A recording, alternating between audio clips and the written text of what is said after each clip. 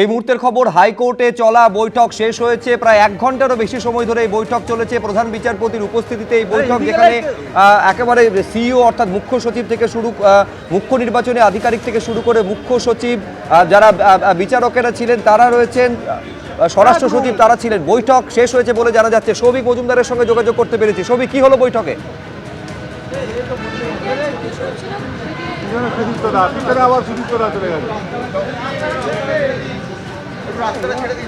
কোনো কারণে যোগাযোগের সমস্যা হচ্ছে। আমি আরেকবার আপনাদের বলবো, মুখ্য সচিব, স্বরাষ্ট্র সচিব, ডিজিপি এবং সঙ্গে যে বৈঠক সেটা শেষ হয়েছে। হ্যাঁ সৌভিক, দেখতে পাচ্ছেন যে বৈঠক শেষে এক এক করে যারা উপস্থিত ছিলেন তারা বেরিয়ে যাচ্ছেন। 1 ঘন্টারও বেশি সময় ধরে এই বৈঠক চলেছে। মূলত বৈঠক হচ্ছে লজিক্যাল ডিসক্রিপেন্সি থেকে শুরু করে এই যে এসআইআর এ যাবতীয় অভিযোগের যে নিষ্পত্তি রয়েছে সেটা কিভাবে করা সম্ভব সেইটা নিয়ে আলোচনা চলেছে। আমি আবার যোগাযোগ করতে পেরেছি। হ্যাঁ, অন করা আছে, বলো। হ্যাঁ সৌভিক, শোনা যাচ্ছে। দেখো, তুমি দেখতেই পাচ্ছ যে এই মুহূর্তে তুমি দেখতে পাচ্ছ যে কলকাতার পুলিশ কমিশনার সুপ্রতিম সরকার তিনি বেরিয়ে আসলেন এবং আমরা কিছুক্ষণ আগেই দেখতে পেয়েছি মুখ্য নির্বাচনী আধিকারিক মনোজ আগরওয়াল তিনিও কিছুক্ষণ আগে বেরিয়ে গিয়েছেন এবং প্রায় 1 ঘন্টার কাছাকাছি সময় ধরে এই যে বৈঠক রয়েছে সেই বৈঠক কলকাতা হাইকোর্টের মাননীয় প্রধান বিচারপতির সঙ্গে হয়েছে। এবং যে খবর আমরা পেয়েছি যে এখানে মূলত গ্রাসরুট লেভেলে কাজ করতে গিয়ে কি সুবিধা বা অসুবিধার সম্মুখীন মাননীয় যারা বিচারক আছেন সেই বিচারকদের ফেস করতে হয়েছে, সেইটা নিয়েই কিন্তু মূলত আলোচনা হয়েছে। তার পাশাপাশি এখনও পর্যন্ত এই অল্প সময়ের মধ্যে কিভাবে এত কাজ সম্পন্ন করা হবে, সুপ্রিম কোর্টের যে গাইডলাইন রয়েছে সেই গাইডলাইন মেনে সুপ্রিম কোর্টের নির্দেশকে মান্যতা দেওয়ার জন্য এবং মান্যতা দিয়ে এই গোটা প্রক্রিয়াটা সম্পন্ন করা হবে, সেইটার জন্যই কিন্তু এই যে বৈঠক রয়েছে সেই বৈঠক হয়েছে। তুমি জানো যে এর আগেও শনিবার দিন এই একই ধরনের বৈঠক কলকাতা হাইকোর্টে হয়েছিল এবং সেই বৈঠকেও কিন্তু মূলত গাইডলাইনটা ঠিক হয়েছিল যে কিভাবে হবে। এখনও কিন্তু প্রধান বিচারপতির যে চেম্বার রয়েছে সেখানে কিন্তু যে মিটিং রুম রয়েছে সেই মিটিং রুমে এখনও কিন্তু রাজ্যের ডিজিপি তিনি রয়েছেন, রাজ্যের স্বরাষ্ট্র সচিব এবং মুখ্য সচিব রয়েছে। এই বৈঠকে বিচারক যারা এই গোটা এসআইআর প্রক্রিয়াটাকে সুসংগঠিত করবেন সেই বিচারকদের একাংশ তারা কিন্তু ভার্চুয়ালি তারা উপস্থিত ছিলেন বা অনলাইনে তারা উপস্থিত ছিলেন। ফলে আজকের প্রথম দিন অর্থাৎ এসআইআরে এই যে বিচার বিভাগকে যুক্ত করা, বিচার বিভাগকে সক্রিয় করা, তারপরে এই যে কাজ শুরু হয়েছে সেই কাজের আজকে প্রথম দিন। ফলে এই কাজ করতে গিয়ে কী সুবিধা বা অসুবিধা হয়েছে সেইটার কিন্তু আজকে আলোচনা হয়েছে। ফলে তুমি বুঝতে পারছো যে এর পরবর্তী পর্যায়ে কলকাতা হাইকোর্ট কিভাবে এগোবে এবং রাজ্য এবং নির্বাচন কমিশন এবং প্রশাসনের মধ্যে যে সমন্বয় রয়েছে সেই সমন্বয় রেখে কিভাবে এই কাজটা সম্পন্ন করা হবে সেই জন্যই কিন্তু আজকের মূলত এই বৈঠক। সুব্রজিৎ, সৌভিক, তুমি আমাদের সঙ্গে থাকো। অর্থাৎ 1 ঘন্টা সময় ধরে এই বৈঠক চলেছে মূলত এই কাজটা করতে গিয়ে। তার কারণ সুপ্রিম কোর্টের যে নির্দেশ ছিল লজিক্যাল ডিসক্রিপেন্সি থেকে আনম্যাপড ভোটার যারা রয়েছেন সেক্ষেত্রে যাবতীয় সমস্যার সমাধান কিভাবে করা যায়, যার জন্য জুডিশিয়ারিকে এগিয়ে আসার কথা বলেছিলেন। এইটা হচ্ছে মুখ্য নির্বাচনী আধিকারিক যখন বেরোচ্ছেন সেই মুহূর্তের ছবি আপনারা দেখতে পাচ্ছেন। মূলত গ্রাসরুট লেভেলে কাজ করতে গিয়ে কোন ধরনের সমস্যা হচ্ছে সেই সমস্যার সমাধান কিভাবে করা যায় তা নিয়ে আলোচনা হয়েছে। যদিও এখনো পর্যন্ত প্রধান বিচারপতি উপস্থিত রয়েছেন এবং তার চেম্বারে ভারপ্রাপ্ত ডিজিপি, মুখ্য সচিব, স্বরাষ্ট্র সচিব তারা উপস্থিত এখনো পর্যন্ত রয়েছেন বলে জানা যাচ্ছে। সরাসরি সিইও কিছু বলছেন। আরে কি হচ্ছে কি এটা?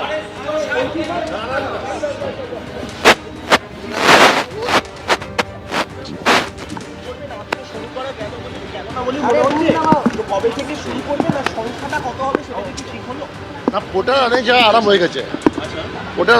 হয়ে গেছে, মাঝখানে স্টার্ট হয়েছিল একটা টিদিং প্রবলেম ছিল, কিছু জায়গায় ওটিপি প্রবলেম ছিল, এখন অনেক জায়গায় সলভ হয়ে গেছে। হ্যাঁ, এটা আমি এক্সাক্ট চেক করলাম না, আমি চেক করে বলে দেবো, কিন্তু ওখানে ছিলাম আমি খোঁজ দিচ্ছি, হাইকোর্টের মিটিং সময় খোঁজ দিলাম, অনেক জায়গায় চালু হয়ে গেছে।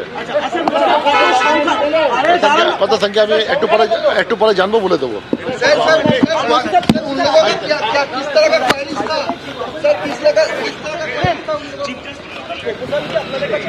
না কোনো এটা আমাদের ইন্টারনাল মিটিং ছিল, এমন কোনো মিটিং ছিল না কি প্রপোজাল এখানে ওখানে, এটা ছিল। ওটা তো ওটা তো আপনার যে অনলাইন সফটওয়্যার আছে, অনলাইন পোর্টাল আছে, ওর মধ্যে সব আছে। ও তো সকালে ট্রেনিং হয়ে গেছে। এটা আছে সিম্পল একদম পোর্টাল আছে, যেখানে আপনি সব ডকুমেন্ট দেখতে পারবেন, সব দেখতে পারবেন, ডিসিশন লিখতে পারবেন, আছে। বলতে পারি কাল থেকে পুরোদমে শুরু হয়ে যাবে, বলতে পারি কাল থেকে পুরোদমে বিচারকরা কাজ শুরু করতে পারবে। এটা আমি একটু দেখে পরে বলবো, হতে পারে কি আজ থেকে আরাম হয়ে যাবে। সিইও বলছেন এমন সম্ভাবনা রয়েছে ফুল ফ্লেজেড আজ থেকেই হয়তো কাজ শুরু হয়ে যাবে। বেশ কিছু জায়গায় পোর্টালের কাজ শুরু হয়েছে।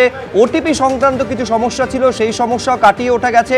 আপনারা জানেন যে এই যে পোর্টালে একেবারে যাদের বিচারকদের লগ ইন পাসওয়ার্ড জেনারেট করা হয়েছে এবং এর মাধ্যমে তারা পোর্টালে প্রবেশ করছেন এবং তারপর একদিকে এনুমারেশন ফর্ম থাকছে যারা ভোটার রয়েছেন তাদের, এবং তারপর এইআরওদের বক্তব্য থাকছে, এবং তারপরে বিচারক তারা কিন্তু আলটিমেটলি যারা অ্যাডজুডিকেট করবেন, অর্থাৎ যারা চূড়ান্ত সিদ্ধান্ত নেবেন, অ্যাকসেপ্ট না রিজেক্ট তারা সিদ্ধান্ত নেবেন।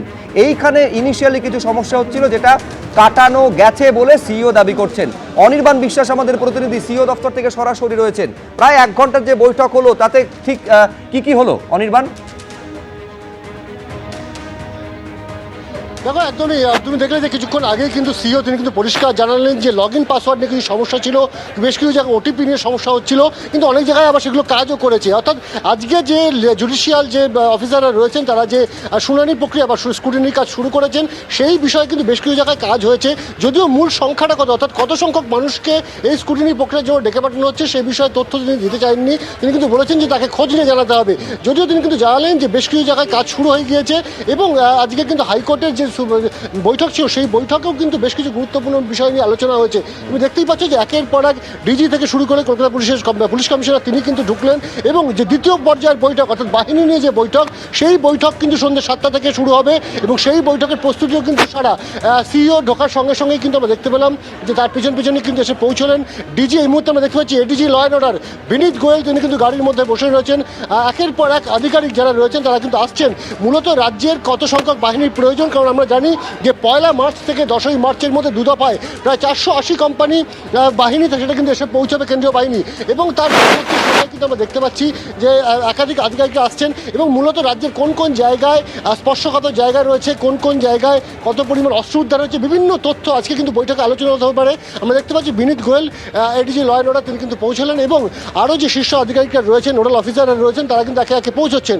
স্বাভাবিকভাবে সন্ধ্যে 7টা থেকে এই বৈঠক শুরু হবে।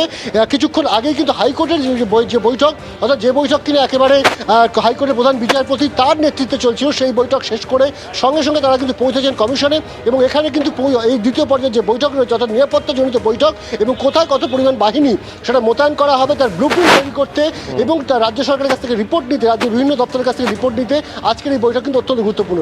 বেশ অনির্বাণ, আপাতত তোমাকে ধন্যবাদ। একটা পজিটিভ দিক যে আজ থেকেই সম্ভবত এই যাবতীয় কাজটা শুরু হয়ে যাচ্ছে, নথি ঝাড়াই বাছাইয়ের, এটা সিইও বলছেন, কিন্তু এইটা এখনো পর্যন্ত স্পষ্ট না যে কত সংখ্যক ভোটারদের বা যারা ফর্ম জমা দিয়েছেন তাদের নথি ঝাড়াই বাছাই হবে। আর এরই মধ্যে রাজনীতির কেন্দ্রবিন্দুতে রয়েছে আমার হাতে থাকা এই চিঠি।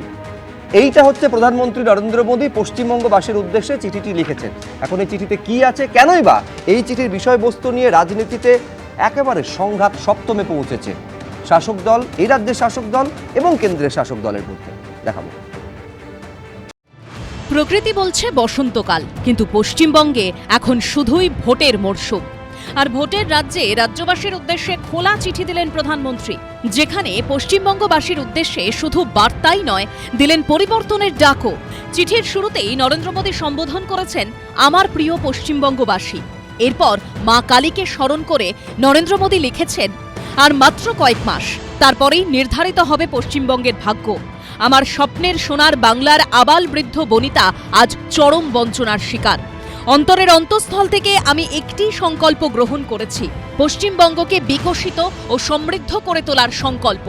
আর কতদিন আমরা মুখ বুজে সহ্য করব? এবার পরিবর্তন অপরিহার্য।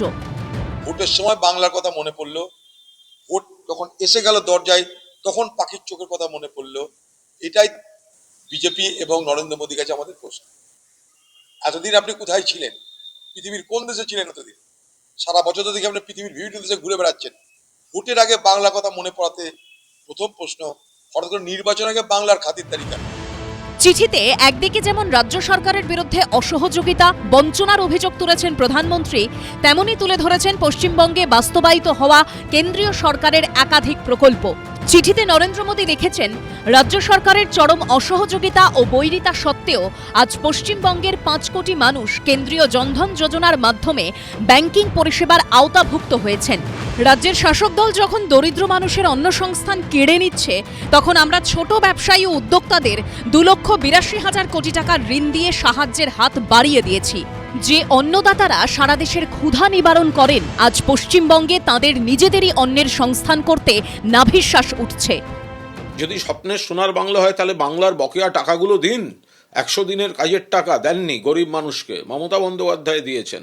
আবাসের টাকা দেননি, 1,96,000 কোটি টাকা বকেয়া দেননি। প্রাকৃতিক দুর্যোগ হলে দেন না। প্রশাসনিকভাবে কেন্দ্রের বিভিন্ন দপ্তরের রিপোর্টে দেখা যায় উন্নয়নের কাজে বাংলা সেরা।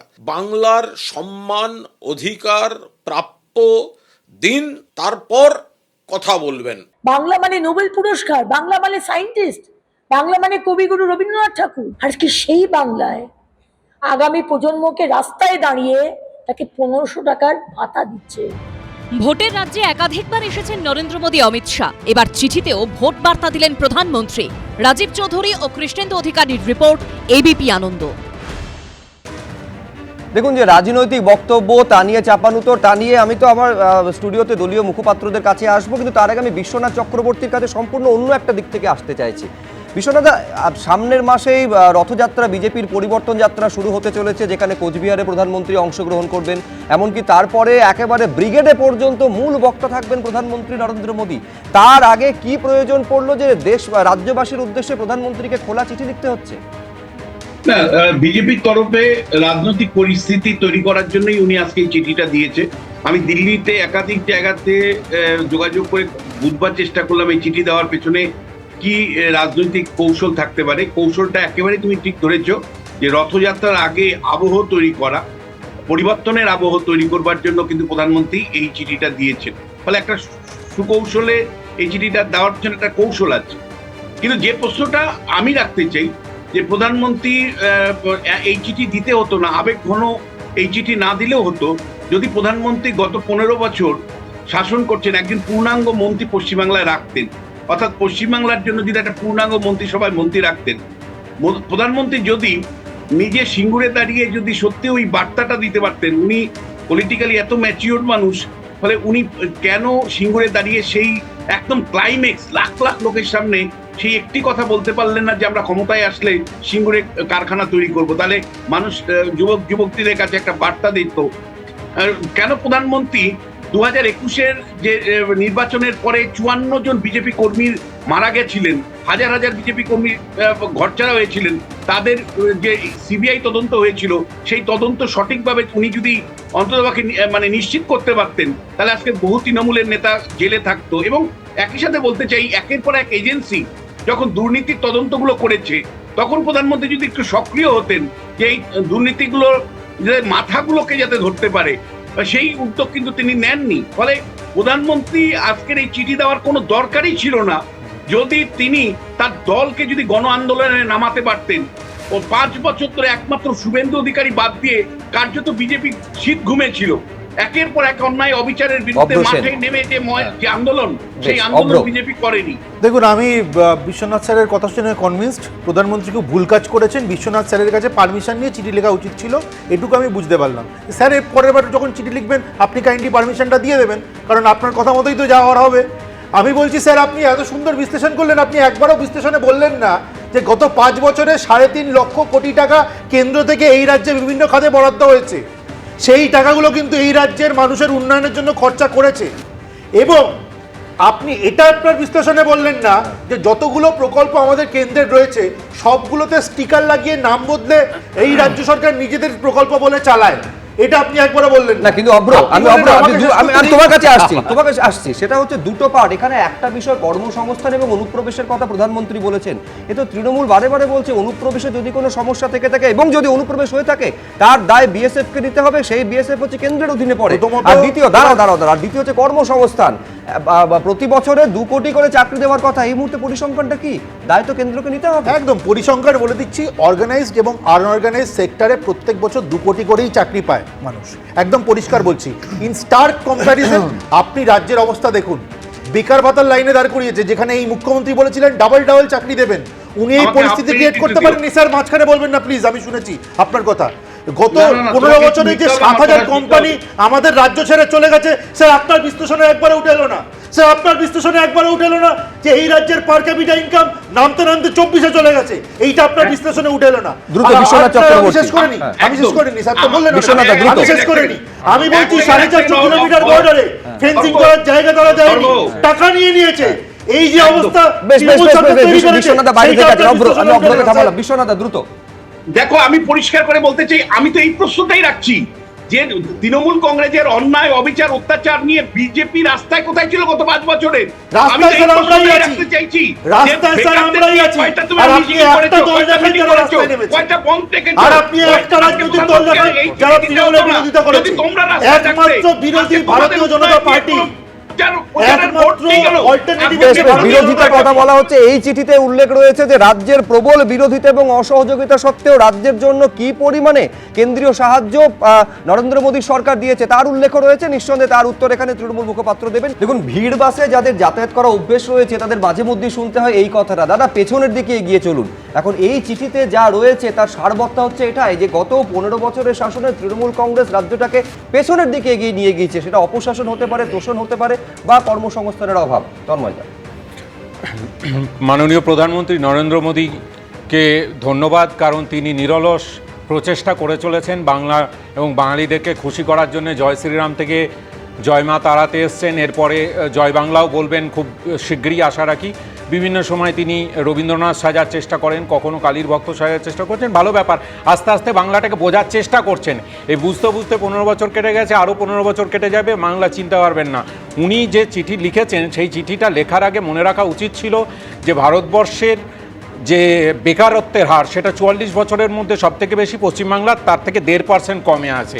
উনি সেই কথাগুলো তুলে ধরার চেষ্টা করছেন। উনি বলতে পারতেন যে 2 লক্ষ কোটি টাকা আমরা বাকি রেখেছি, সেই টাকাটা তো বাংলার মানুষের টাকা, তৃণমূলের টাকা নয়। অতএব সরকারটা তৃণমূলের হলেও আসলে বাংলার মানুষকে বঞ্চিত করছি। জল জীবনের মিশনের টাকা আটকে রেখেছি, অর্থাৎ টাকা আটকে রেখে হাতে মেরে এইভাবে বাংলার মন জয় করা যায় না। উনি বলতে পারতেন যে নোটবন্দি থেকে ভোটবন্দি সমস্ত জায়গায় মানুষকে লাইনে দাঁড় করিয়ে মানুষকে বোকা বানানোর চেষ্টা করেছি। বাংলার মানুষ ওই রকমভাবে বোকা মানে তাড়াতাড়ি ওইভাবে বোকা হন এরকমটা নয়। উনি বলতে পারতেন যে 15 লক্ষ টাকা সবার অ্যাকাউন্টে ঢুকে যাবে, গ্যাসের দাম কমে যাবে, সেখান থেকে ইনফ্লেশন কমে যাবে, ডলার এবং টাকার দামের পার্থক্য কমে আসবে, সমস্ত কিছু যা যা বলেছেন একটা ডবল ডবল চাকরির কথাটাও মনে রাখা দরকার। এই জুমলাবাজি। আমি এইখানে কলতানের কাছে আসবো। এই যে চিঠিটা, এখন এই চিঠিটা কি সরাসরি তৃণমূল কংগ্রেসকে আক্রমণ করে চিঠি নাকি ড্যামেজ কন্ট্রোলের চেষ্টা? এই প্রশ্নটা অনেকে তুলছেন। তার কারণ গতকাল আপনারা জানবেন যে এআই সামিটে কংগ্রেসের বিক্ষোভের একেবারে সমালোচনা করতে গিয়ে কার্যত তৃণমূলের প্রশংসা করেছেন। কলতানের কাছে আসার আগে কি বলেছেন গতকাল নরেন্দ্র মোদী, দেখুন। और देखिए दिल्ली में जो हुआ, क्या उसमें कोई टीएमसी के लोगों ने पाप किया है? नहीं किया है। डीएमके के लोगों ने पाप किया है? नहीं किया है। बसपा के लोगों ने पाप किया है? नहीं किया है। फारूक अब्दुल्ला जी की पार्टी ने पाप किया है? नहीं किया है। सिर्फ और सिर्फ कांग्रेस के बेलगाम नेता देश को तबाह करने पर तुले हुए। কলতান। উনি থাকতে আর অন্য কাউকে লাগবে না দেশটাকে শেষ করার জন্য, উনি একাই যথেষ্ট। কিন্তু এই যে বিরাট লম্বা চিঠিটা লিখেছেন, তাতে প্রধানমন্ত্রী যে চিঠিটা লিখেছেন তাতে কি অভয়ার ঘটনার তদন্ত কবে শেষ হবে তার কোনো উল্লেখ আছে? সারদা নারদা, কয়লা, বালি, নিয়োগ দুর্নীতি সম্পর্কিত যাবতীয় যে ইডি আর সিবিআই তদন্ত করছে সেই তদন্ত কবে শেষ হবে, দোষীরা কবে শাস্তি পাবে তার খবর আছে? দীর্ঘ সময় ধরে বিজেপির নেতারা পশ্চিম বাংলায় তৃণমূলের দুর্নীতির বিরুদ্ধে বিজেপি লড়ছে, ইডি সিবিআইকে নিয়ে এসে তদন্ত হবে বলে যে দাবি বাংলার মানুষের কাছে করেছিলেন, তার ফলে অনেক মানুষ ভরসা দিয়ে ভোট দিয়েছিলেন তাদেরকে।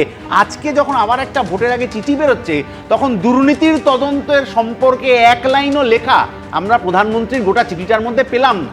তাহলে আজকে অনুপ্রবেশকারী, রোহিঙ্গা ইত্যাদি ইত্যাদি নিয়ে বিজেপির এখানকার নেতারা যা বলছেন সেই সম্পর্কিত কোনো তথ্য আমরা পাইনি, যে রোহিঙ্গা কত পাওয়া গেল পশ্চিমবাংলায়, অনুপ্রবেশকারী কত পাওয়া গেল ইত্যাদি ইত্যাদি। তাহলে যে কথা আমার পশ্চিমবাংলার নেতারা বলেন যে হতাশা পশ্চিমবাংলার বিজেপি নেতারা বলছেন যে ইডি সিবিআইয়ের আরও ভালো করে কাজ করা উচিত ছিল, নির্বাচন কমিশনারকে নাকি এলাকায় এসে দেখা উচিত ছিল যে কী সমস্যাটা হচ্ছে, প্রধানমন্ত্রীর চিঠিতে এ রাজ্যের বিজেপি নেতাদের প্রশংসা না হয়ে এ রাজ্যের দুর্নীতির বিরুদ্ধে লড়াইয়ের কথা না বলে হঠাৎ করে তৃণমূলের প্রশংসা কেন করতে?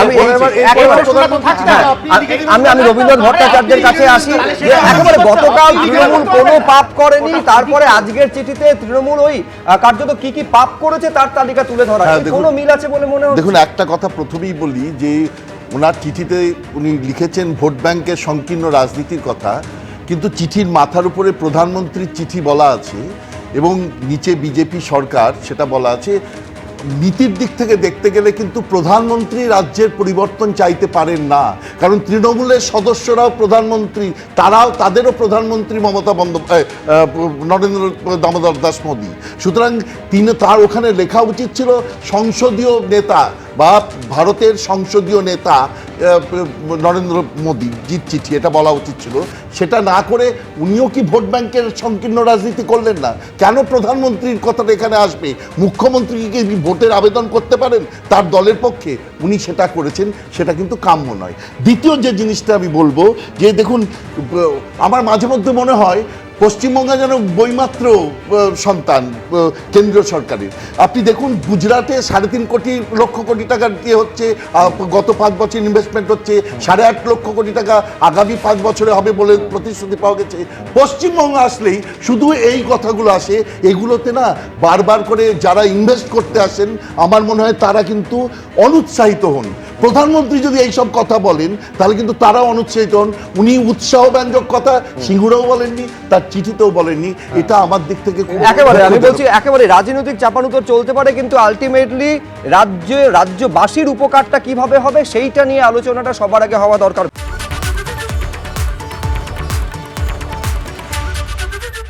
এবিপি আনন্দ, এগিয়ে থাকে, এগিয়ে রাখে।